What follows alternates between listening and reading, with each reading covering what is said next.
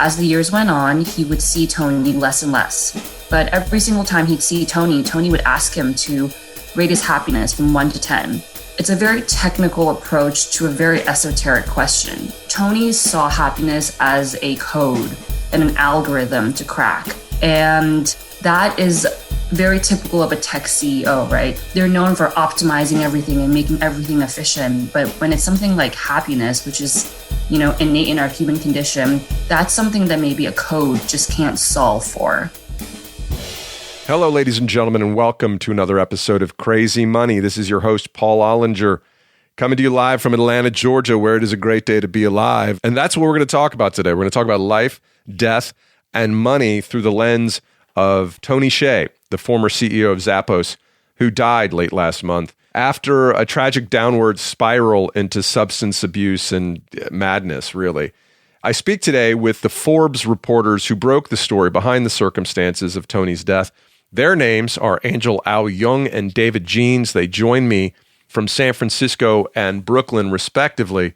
This is a hard topic to discuss because while I don't want to be tawdry and engage in disrespectful recount of Tony's descent into substance abuse and really madness, but I think the topics are important to explore and they relate very closely to themes we visit on Crazy Money all the time. The fact that money isn't the only thing in your life that matters, the fact that just because you made a lot of money doesn't necessarily mean you've got life figured out. In Tony's last year, he did things like he bought $50+ million of real estate in Park City, Utah, and he invited his friends, some would say friends, some would say hangers-on, some would say yes men, to move to Park City, and he would pay them twice as much as the most amount of money they ever made to come to Park City and hang out with him. And hanging out with him, it appears, meant 24/7 descent into bacchanalia where they were drinking, they were doing mushrooms and ecstasy, and they were taking nitrous oxide constantly. You might know them as whippets if you spent any time on college campuses in the last few decades. And really just engaged in, what sounds like it would be really fun. It sounds like New Year's Eve in Ibiza, but 24/7, every day. Just a really tragic example of how having no guardrails on your life can really lead you in the wrong direction. We're joined after I speak to Angel and David by Dr. Drew Pinsky. He returns to the show and offers some insights into the connection between wealth and addiction, some very interesting insights that are worth you sticking around. So I invite you to do so. I had another interview ready to go for this week, but I found out about this story and I felt it was something we really needed to explore. And the way I found out about it was I posted an article to the Crazy Money Listeners Facebook group. And if you're not a member of that, I invite you to join. Go to Facebook, search Crazy Money Listeners, then ask to join the group. And guess what? You'll get in. This ain't Harvard, people. It's the Crazy Money Listeners group. Go check it out. So I posted this article to the Crazy Money Facebook group, and my Rhodes College friend, my fellow friend from Rhodes College, go links, Susan Shackelford Arnold. Hello, Susan. Hello, Alan. Hope you guys are great.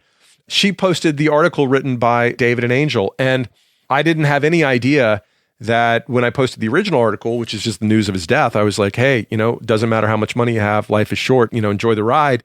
And then I read their article. I'm like, okay, enjoy the ride, but don't enjoy it this much. Good God. I really found it compelling. And as sad as it is, we want to strike the balance here between being respectful and learning from Tony's tragic demise. And I also want to remind everybody, and I think David and Angel were highly aware of this, is that Tony was an extraordinary guy. He really did have a revolutionary way to look at management, and he did use his money for a lot of good while he was alive. The revitalization of downtown Las Vegas, and he did a lot of other good things. And the guy, by all accounts, had a really good heart. He just had other problems that got in the way. Okay, let's talk about my guests, Angel Au-Yeung and David Jeans. They wrote the Forbes cover story, Tony Hsieh's American Tragedy, which details both Tony's extraordinary accomplishments and his tragic demise. Angel writes about billionaires at Forbes. David Jeans, also a Forbes staff reporter, covers the technology industry. His work appears regularly in the New York Times. Later in the show, we'll be joined by Dr. Drew Pinsky, who is, as you know, an internist, addiction specialist, and popular broadcaster. Here, folks, are Angel Au-Yeung and David Jeans. Angel Au-Yeung and David Jeans, welcome to Crazy Money. Thanks so much. Thanks for having us. Thanks, Paul. Angel, who was Tony Hsieh? Tony Hsieh was a complicated figure, as we know now, but I think what people knew of him before this year was really being a tech visionary. He's been in the tech industry for decades, and he really made his first break in his early 20s when he founded his first company, Link Exchange, which was a digital advertising company that he sold for over $250 million. Then he started his own venture capital firm with a friend, Alfred Lin, and that's how he sort of found his way to Zappos. He first invested in the company and then became CEO. And it was at Zappos where he really made a name for himself in the tech world. He grew the company, he became known for out-of-the-box thinking, and eventually sold it to Amazon for $1.2 billion in 2009. But he stayed on as CEO, continued growing the company. Besides from Jeff Bezos, Tony Hsieh was probably the other figure that really sort of cemented the online retail space. And he had a policy of trusting the customer completely with a really free return policy, which was kind of unheard of before Tony Hsieh made it the norm. That was who he was before this year. David, you cover the tech industry. How does Tony stand out among other CEOs who have built successful companies in the Valley? So, like many tech CEOs, Tony sort of liked to, espouse visions of making the world a better place and, generating happiness and, really changing corporate culture. But the big difference between Tony and, the majority of tech CEOs is that he actually put his money where his mouth was and made changes. Some of them worked and some of them didn't. But at Zappos, that was very clear. One of the big things he did at Zappos, he asked all of his employees to submit what they thought the company was, what it should stand for and what its values were. And after getting feedback, he launched this whole corporate structure where people were valued by their personality rather than the position that they held. Then he also, went on to create this thing called holacracy and other kind of ways of managing a business, which didn't always work. Holacracy was like a place where there was actually no positions at all. No org structure hardly, right? Right. Like the hierarchy wasn't there like it was in a typical business. But still, this was all in the name of like trying to better work culture and better make people want to work and do well and be happy. So this kind of approach obviously generated a lot of attention, and Tony was always rubbing shoulders with business leaders, former presidents, celebrities. Everyone wanted to understand what his mantra was in life. And I don't think you really see that in a lot of tech CEOs, because most of the tech CEOs who we sort of see rise and lead massive companies and have some eccentric personalities, typically we paint them as a more complicated figure. Angel, you want to jump in? Yeah, there's just one thing that I think does set Tony Hsieh apart from other tech CEOs is that at Zappos, they never talked about work-life balance. They talked about work-life integration. Tony Hsieh was very much about blending the lines between work and life. He wanted to make the employees as happy as possible. He wanted the employees to have fun at work. And he made a lot of initiatives. One of the biggest initiatives really towards this goal was moving Zappos from the Bay Area to Las Vegas. He first moved it to Henderson and then Las Vegas. But we know what Las Vegas is like. It's kind of like Disneyland for adults. And the fact that Zappos became headquartered there, that sort of played into Tony's ethos of mixing work and play. And, Tony never tried to hide that he could be a tech leader while still being able to have fun. He was well known for taking job interviews with candidates and offering them alcohol during the interviews. And that's who Tony was, and you can argue that there's nothing wrong with that. He's just a person that wants to connect with people in that kind of way. And he never tried to hide it. And I do think that also sets him apart from other tech CEOs.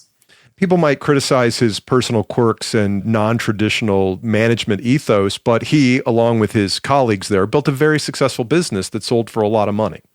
Yeah, and I think it was this deal with Amazon in 2009, this $1.2 billion massive deal that sort of, in a way, gave him a clear way to do whatever he wanted.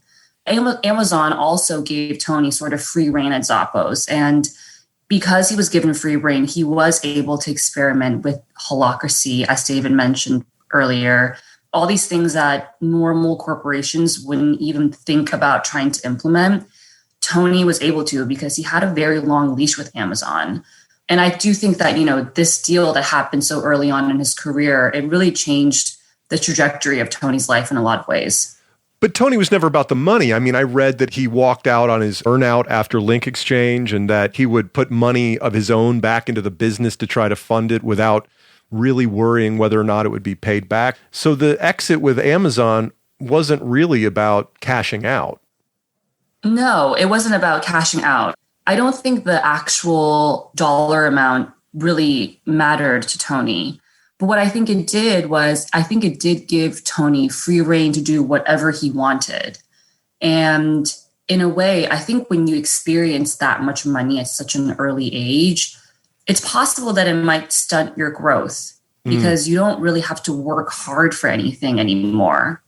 And you don't really have to go through the normal hardships that people have to go through when, they buy their first house and they have to pay off a mortgage or they get married and have kids. And I think experiencing that much money early on at a young age, when Tony's mindset was very much still in, the party mode, it just stayed there because he had that much money and it sort of perpetuated that lifestyle that he was living, if that makes any sense. Sure. David, how much money are we talking about in his post-Amazon life? How did he start putting that to use?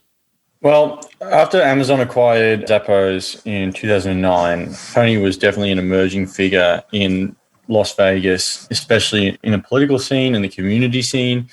And downtown Las Vegas was largely a pretty sort of seedy enclave. It wasn't really the most desired neighborhood in the city. And Tony had spoken with some people who were living in that neighborhood and saw the potential maybe to create a little bit of a slice of Silicon Valley there. And to do that, he realized, he was probably one of the richest, if not the richest people on the block. He realized that he could have huge staying power in trying to create his vision. And that led to him effectively paying businesses and encouraging entrepreneurs and thinkers and technologists and creatives and artists to come and join him in this neighborhood. And basically, he would back their businesses, he would back their startups, he would back their projects. Therefore, over the next few years, he would transform this once seedy neighborhood into a thriving business district where everyone's wildest dreams and ideas could be fulfilled. By the time we got to about 2012, they really formalized this whole project, and it was called the Downtown Project, and it had more of a structure. And so while he still helmed Zappos, he was also leading this entire business district and continuing to seed fund a lot of the businesses that were coming in there. That also, with his deployment of money like that, it also put him at the center of the universe of this community. And I think that probably diversified how he split his attention, how he was able to manage all of these different obligations. I think that the other thing that was also a common theme was in 2010, he wrote his book, Delivering Happiness. And basically it was an open source template for how he could potentially deliver happiness in a mathematical, data-based, statistical way. And he tried to, again, espouse that across this community and across the world with the launch of the book. But according to a number of the people who he spoke to for our stories, he seemed to be always trying to crack the code of happiness, but he never seemed to quite get there. People saw cracks in maybe his mental health along the way, and even though he was also trying to stay grounded. Angel, you mentioned that he might give alcohol to a job interviewee. Okay, that's maybe a warning sign, but when did things take a decided turn south for Tony? Well, I just want to add to one thing that David was talking about in terms of cracking the code on happiness. Yeah, Tony made it his life's work to deliver happiness, but also understand happiness. But the way that he approached it was abnormal. We have the Zappos founder, Nick Swinmurn. He wrote a letter to Tony after he passed away.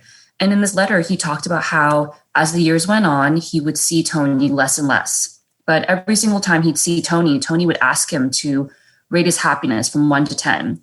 And, Nick was generally a happy guy. So he'd say, I'm pretty happy.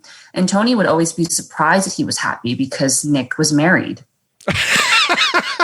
Yeah. And he said, that's at odds with the majority of people that I survey. Married people aren't supposed to be happy. But even if you think about that, he's surveying people about their happiness and asking people to happiness, which is... Why do you think he did that? Was he trying to figure it out for himself because he couldn't figure out how to be happy? Maybe. We might never know. But I think that approach, it's a very technical approach to a very esoteric question. And I think there's something that Tony saw happiness as a code and an algorithm to crack. And that is very typical of a tech CEO, right? Tech CEOs, they're known for optimizing everything and making everything efficient. But when it's something like happiness, which is, innate in our human condition, that's something that maybe a code just can't solve for. Right. And I think that was one of the things that really stuck out during the reporting process, for me at least, when we were exploring this whole question of delivering happiness and how it ended up. How do you think he defined happiness?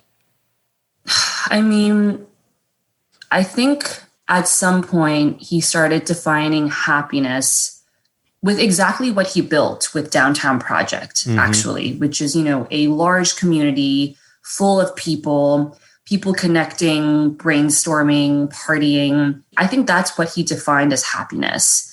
But, as you get older, his peers, they all started partying less and they got married and they had kids. And It happens, right? It happens. And he started losing touch with people who were closer to him in age. And so his friends kept getting younger and younger. If we're using that definition of happiness, then COVID-19 sort of ruined that definition, right? It canceled large gatherings. It canceled large parties. It canceled large music festivals, all these things that, Tony was known for attending and facilitating and being a part of. And I think with COVID-19, that really it really questioned his definition of happiness. Well, maybe, David, you could share your thoughts on that matter and weave into what he was trying to build in Park City. So I think it's clear, as Angel mentioned, for people like us who would typically follow the general life path of, meet a partner, start a family, grow old and sort of settle down and leave the partying days and the fun of your early 20s behind in a way, Tony seemed to always be latching onto that. And again, as Angel mentioned, he did tell colleagues that his friends were getting younger and he was totally happy with that. And it appeared to those who were watching him that he was really just still clinging to that adrenaline and sense of wonderment that comes with being young. Many have described him as a very rich Peter Pan, and we also mentioned that in our story. But by the time we got to the start of this year, it did appear to a lot of his old friends that he was becoming distant, that he was hanging out with a new group of people who they were not familiar with, and that they were younger and also seemed like the influencer type. They were definitely a different crowd that he had been spending time with over the years. And he bought $56 million worth of real estate in Park City, reportedly, and offered these friends up to 2x their highest previous salary to come to Park City, hang out, and, quote, be happy with him. In your most recent story, you call it a hedonistic enclave that he was building in Park City. This is kind of bizarre, what he's constructing here. I'm not sure that he probably went to Park City with the idea to create a hedonistic enclave. I mean, we also state in the story from this morning that did go there to be like, okay, I've got to go there, reset, I've got to detox, I have to get fit, I have to try and just find my grounding again.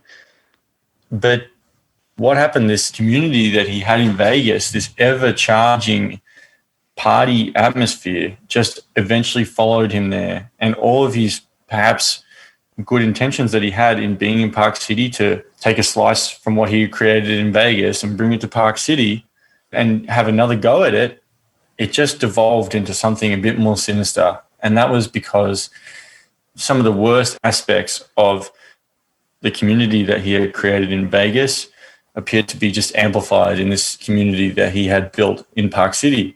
And a big reason, most of those people were on his payroll. And as Jewel very succinctly put it in her letter to him, Jewel the singer I'm talking about, she said that she wrote in a letter to Tony that he was in trouble. I mean, that is a really scary thing, to be surrounded by people who are only on your payroll. I mean, this is the stuff of, unfortunately, the legend of what we have told of previous figures in decades past.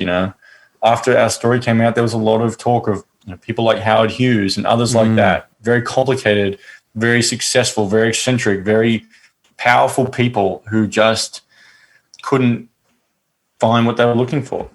So the guy who had always been, quote, a heavy drinker was now regularly partaking, and by regularly, we don't know if it was every day or just pretty often, mushrooms, ecstasy, DMT, ketamine, and nitrous oxide, which reportedly he was doing nitrous, otherwise known as whippets, which is a dissociative drug like laughing gas at the dentist's office. He's doing that at lunch, reportedly, with the mayor of Park City. And nitrous isn't exactly something you pair with a burger the way you would pair wine with fish. I mean, this was heavy-duty, extreme behavior. Yeah. And again, I don't think either of us want to be armchair psychologists here, but I think it's worthy to note that the majority of these drugs are dissociatives. It allows you to dissociate with reality.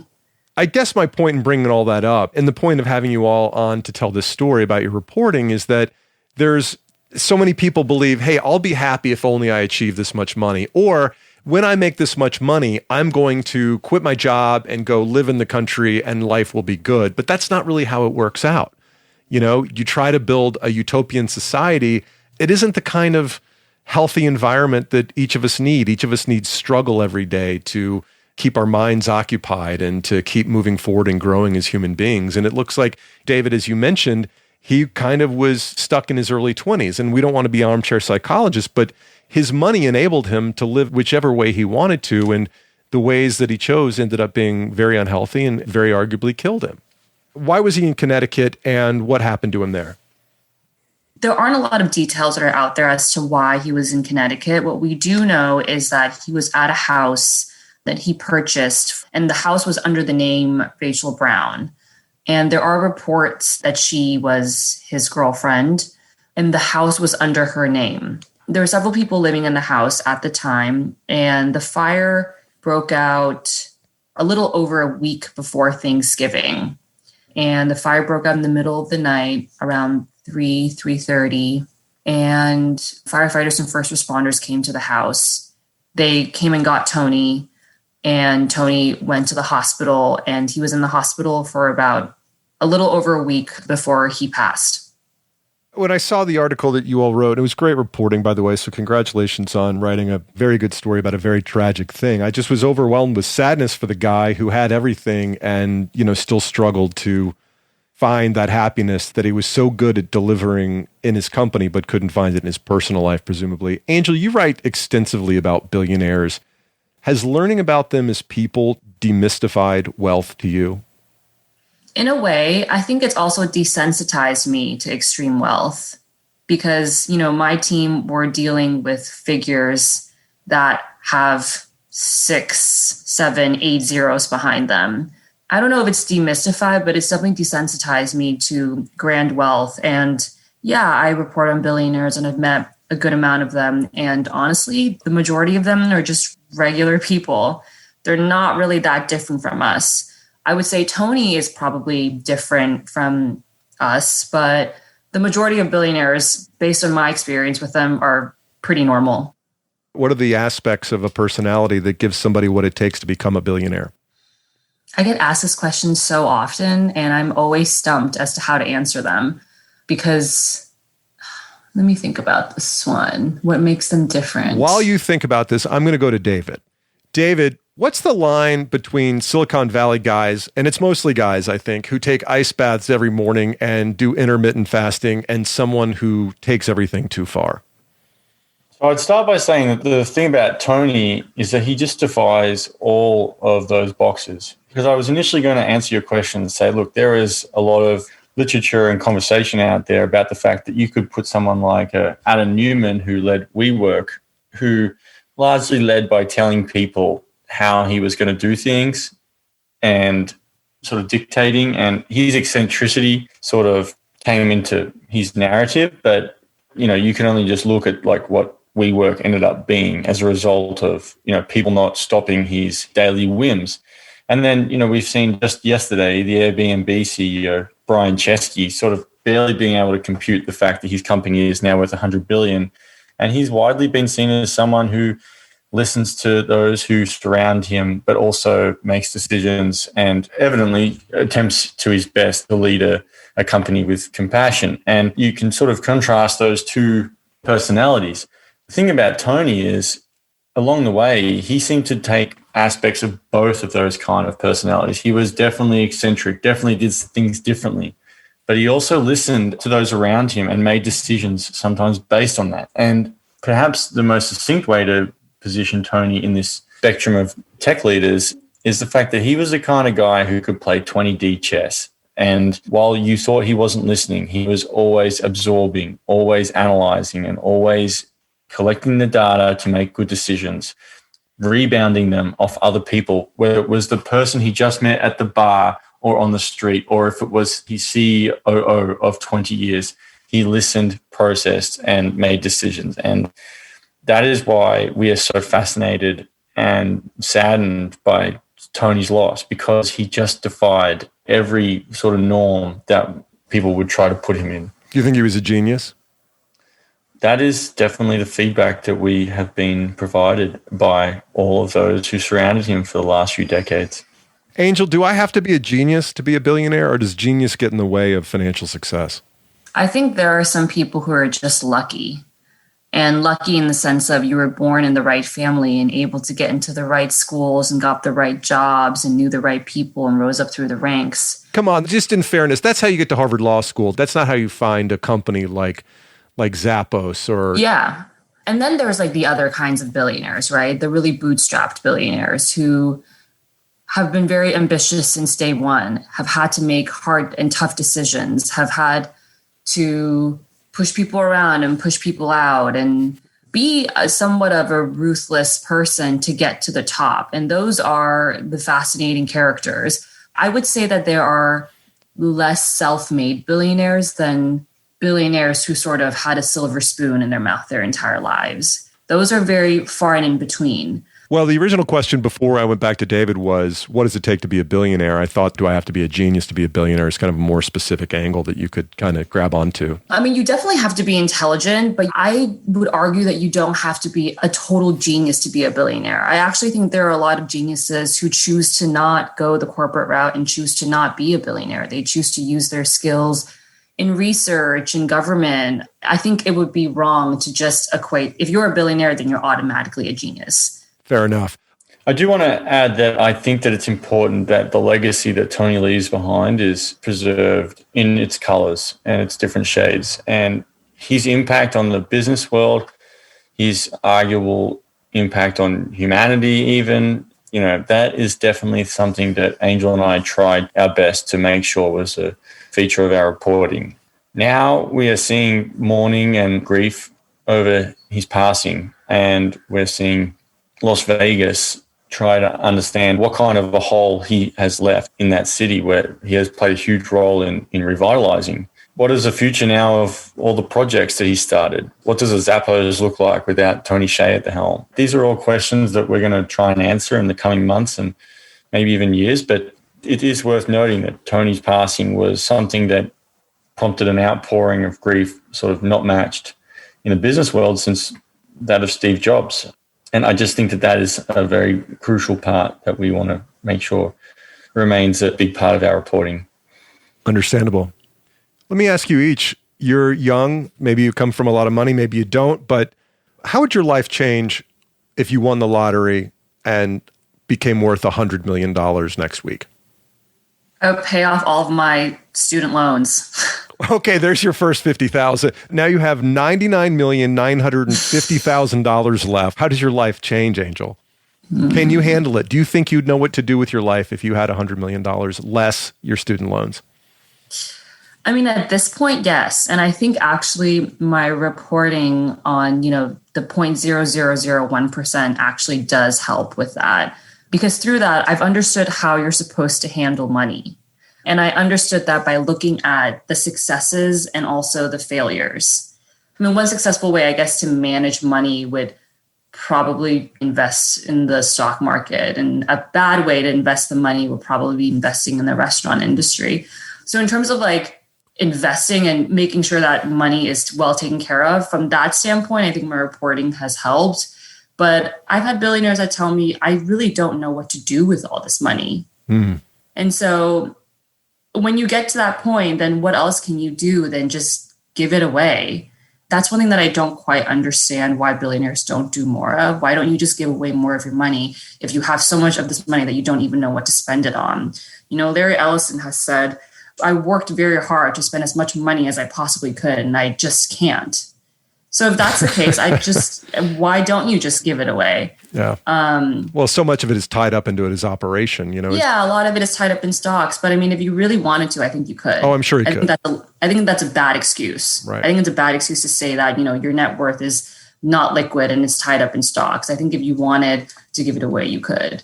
David, if you won $100 million, would you keep working?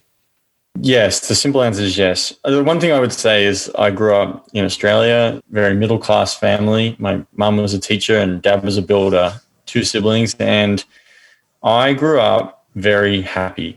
I had a very good upbringing. I had good friends. I had a great life as a child. And I think if I came into any wealth like that, I quite literally had this conversation 2 days ago with someone that if I came into fortune, it would probably be a life-altering event that I don't know if I could handle. I've found happiness before in life, and I would like to stick to what I know. I mean, sure, it'd be nice to own yachts and boats and stuff, but God, I would be so scared that I would lose part of myself as a person in that kind of wealth that I would have to work out how to either make sure that my life doesn't change in a big way or give it back. I don't know. I think the more money you have, the more problems you attract. And when I say problems, I mean you might even attract problematic people that come into your orbit. So yeah, more money, more problems. That's a good place to leave it. Angel Au-Yeung and David Jeans, thank you for your reporting, and I can't wait to see what's next from both of you. Thanks, Paul. I really appreciate David and Angel making time for us this week. This article has gotten a lot of attention, and they've been very busy with follow-up articles and other interviews as well. So thank you, David and Angel. I thought it would be really interesting to get another take on the connection between wealth and addiction. Dr. Drew Pinsky, whom you all know is an internist, addiction specialist, and popular broadcaster, made a few minutes to join us again. So here's Dr. Drew. Hey, Dr. Drew, thanks for making time to join us today. You bet. What goes through your mind when you read about yet another super successful person suffering from addiction like Tony Hsieh did? No surprise. I think I've shared this with you before that when I first started working in a freestanding large psychiatric hospital that had been around for about 100 years, the first thing I noticed was that the very rich and the very poor had much more in common with one another than with the rest of us. Lots of bipolar disorder, lots of thought disturbances, lots of substance. This is not a casual observation. This is categorical. And I think part of it comes from the fact that hypomania is a great way to engage in business. And so most really successful business people have some degree of hypomania. They sleep 4 hours a night. They do 3 things at once. They're distractible. They're, sometimes grandiose and irritable and that kind of stuff too later on. But what makes them able to outcompete everybody else is that hypomania. And a certain percentage of them flip into full mania. Now, if you also have addiction, which is a very common illness, and again, a little more common in the very successful and the very poor, then you start adding in stimulants and nitrous and all the stuff he was doing, and now you got mania. Now you flip into mania, and now it's a dangerous situation. Why is it the very rich and the very poor? Do the middle class just... Well, like I said, the very rich, it's the drive, right? The not sleeping and the drive and the single-mindedness and the out-competing everybody else.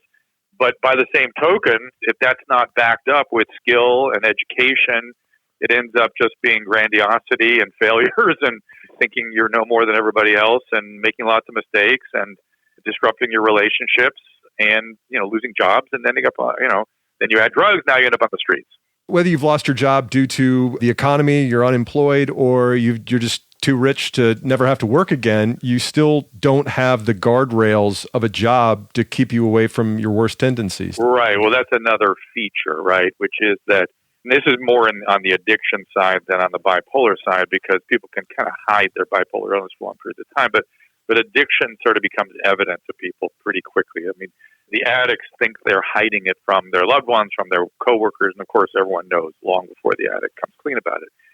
And when you have a job, somebody pulls you aside and said, hey, it turns out, especially for men, the most significant motivator of treatment is the boss. If the boss says, get treatment or you're going to lose your job, men go into treatment. Women who are very career-driven sometimes respond to that, but not as predictably as men do. And that's the guardrail. You're right. If you have consequences, you're living in a world with other people where they observe the dysfunction and they go, no, either leave or you're going to get it together. And it's the same thing, like you mentioned, with so much money that you don't have consequences, but the same thing applies to celebrity, right? Celebrity insulates themselves from the world by a group of sycophants who don't confront the individual with their behavior. And anyone who tries to get at them with a consequence or with a suggestion is excommunicated from the inner circle. And so the diseases in the very rich and the celebrities, particularly addiction and mania, can spiral to a much more serious place without the usual guardrails, as you put it, Paul, sort of pulling them back in, getting them treated, and getting things, getting back to health. You talk about the sycophants and the enablers. Living in a ski resort and hanging out with my best friends, doing nothing but skiing and drinking and having good meals sounds like a great way to live. Why does that not actually result in the happiness that it sounds like it might produce? It can. It doesn't have to not do that. But if you are using drugs, then it will progress. Addiction is a progressive illness. This is a thing that people don't seem to get into their head. It's not a static illness. It progresses and it ends in death. Period. Death by many, many, many means. Suicide, accidents, some sort of cardiac, strokes, a million different ways addiction ends in death, but it progresses and it ends in death if it doesn't get off course, or it ends in jail or institutionalization if you're lucky, or someone pulls you into treatment before all that happens. But when you're insulated from that, and usually, if you're partying in Tahoe, guess who you're partying with? You're partying with other users, other addicts, other alcoholics, and you're just using buddies. These aren't real relationships. These are just using buddies.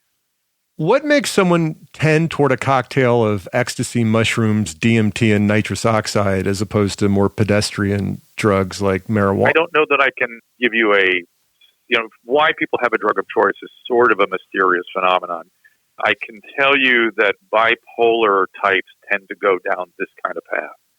If you remember old Steve-O, when we got him treated, he was going to ride a motorcycle off a building on nitrous and was doing hallucinogens and was super manic, and took him about a year to come down from his mania. When he finally got serious about his recovery, he's been deeply into his recovery ever since, and is now this amazing person. So this is why I do this work. We talked about guardrails of work. Tony was described, he was 46 and still single and described as a super rich Peter Pan hanging out with people 20 years younger than he is. Do the guardrails of family life, marriage, and parenthood help people stay the course? Of course. The families are the ones family and coworkers. Who do we bring into an intervention, right? We bring in the family, we bring in the employer, we bring in the coworkers. And I like to have a sheriff standing by to give another layer of consequence. And people go, oh, he's just calling himself a sex addict because he got caught, or he's just saying he's an alcoholic because he got caught. Yeah, nobody with any kind of addiction ever stops until they get caught. It's the consequence that wakes them up, and it's the consequences that bring them to treatment. And an intervention is just sort of a artificial way of bringing a lot of consequences to bear. Yeah, hopefully they get caught. Right, the lucky ones. This is why I'm gravely concerned about the way California, particularly LA County, is going, where there's no legal consequences from any drug use or drug trafficking. That helped people. It helped people not die.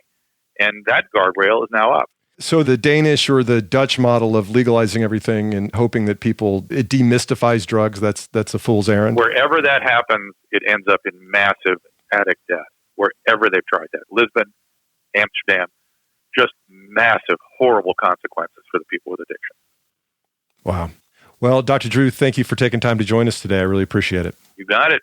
Talk soon. Thank you so much to Angel Au-Yeung and David Jeans from Forbes for joining us earlier in the podcast. See a link to their cover story, Tony Hsieh's American Tragedy, in the show notes. Thanks also to Dr. Drew for joining us once again and reminding us, folks, that wealth does not immunize you against addiction or other mental disorders. Check on yourself, check on your friends and family.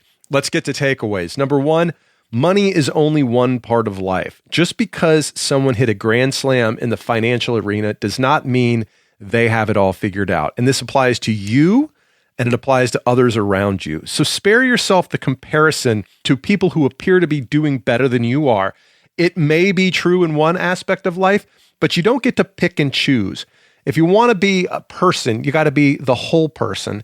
And I tell you what, I'd rather be somebody with no money than to have to deal with the addiction that Tony Hsieh had to deal with. So don't compare. Just don't do it. All right. Number 2, we need to work. We need to struggle beyond ourselves. We need to engage with the world lest we fall prey to our own weakest inclinations. And we all have some weak inclinations. They manifest differently for each of us, but we have them. I know what mine are. You know what yours are. So let's try not to judge and recognize that work not only provides us with a paycheck and a sense of accomplishment and a network of friends to spend our time with, it also creates some very useful guardrails in our life that are actually much healthier than not working. Lastly, and along those lines, life is complicated. None of us is all good or all bad. Some of us do more good things than others. Some of us do more bad things than others. Tony did a lot of incredible things while he was alive. He was an inspiration to millions of people. He used his money, his extraordinary wealth, to make life better for a lot of people. He led the revitalization of downtown Las Vegas, and he wasn't in it for the money. Not that project, but I just mean overall, he didn't seem to be in it for the money. So while he suffered severely from addiction and ended up paying the ultimate price, as did his family, in losing him, the guy had more to him than the headlines in his obituary. Okay, so that's 3. Money is only one part of life. 2, we need to work. 3, lastly, life is complicated. I'm going to add a 4th this week because I forgot to write it in earlier, and I forgot to mention it in the introduction. But Tony Hsieh died without a will. Ladies and gentlemen, if you don't have a will, if you don't have a living will, if you haven't spoken to your children, if you have adult children about your estate, grow the hell up and do it today. Get a lawyer, set yourself up with a will, a living will, and make sure you've done your children the vast courtesy of speaking to them about your estate, about your values, about your wishes, and about your dreams as to what should happen with your estate after you're gone. You might die in 50 years. You might die tomorrow. And unless you want the government to get all your money, which I don't think any of us does, certainly it could help other people in some way, but I'm guessing most of us have a better idea as to what we would like to have happen to our estates, either to give it to charities or how we would like to pass it on to our children. So man up, woman up, and go get your estate in order. That is all. Thanks for joining. Thanks for staying all the way to the end. Got another great episode coming up next week. By all means, if you like what we're doing here in Crazy Money, not only subscribe and or follow, depending upon the app you're listening to us on, please do write us a nice review and share this episode with 3 friends. I greatly appreciate it. Have a great week. Mike Carano, make me sound smart.